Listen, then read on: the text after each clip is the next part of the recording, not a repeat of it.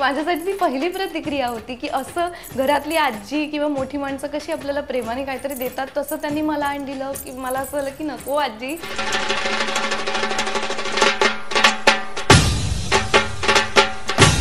Hi hello नमस्कार, मी शर्वरी कुलकर्णी बोरकर आणि सध्या मी जन्मवारी आणि डबल लाईफ या दोन व्यावसायिक नाटकांमध्ये काम करते आहे.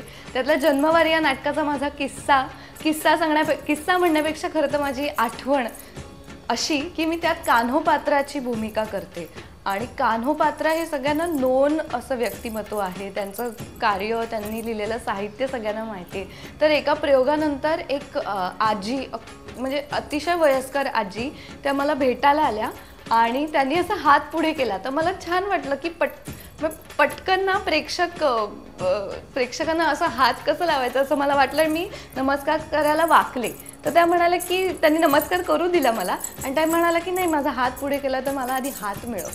मला थोडं ऑड वाटलं. मी हात मिळवला आणि मग मला कळलं की त्यांनी हळूच माझ्या हातावर एक नोट ठेवली होती आणि मला असं झालं की हे माझ्यासाठी ती पहिली प्रतिक्रिया होती की असं घरातली आजी किंवा मोठी माणसं कशी आपल्याला प्रेमाने काहीतरी देतात तसं त्यांनी मला आणि दिलं की मला असं झालं की नको आजी, खरंच नको. तुमचं प्रेम आणि तुम्ही जी रिॲक्शन दिलीत ती माझ्यासाठी खूप आहे, हे नको. तर त्या म्हणाला नाही, हे तुझं पहिलं नाटक आहे असं तू म्हणालीस आणि तू इतकं छान काम करतेस म्हणून मी हे तुझ्या हातात ठेवलं आहे, हे आशीर्वाद म्हणून घे.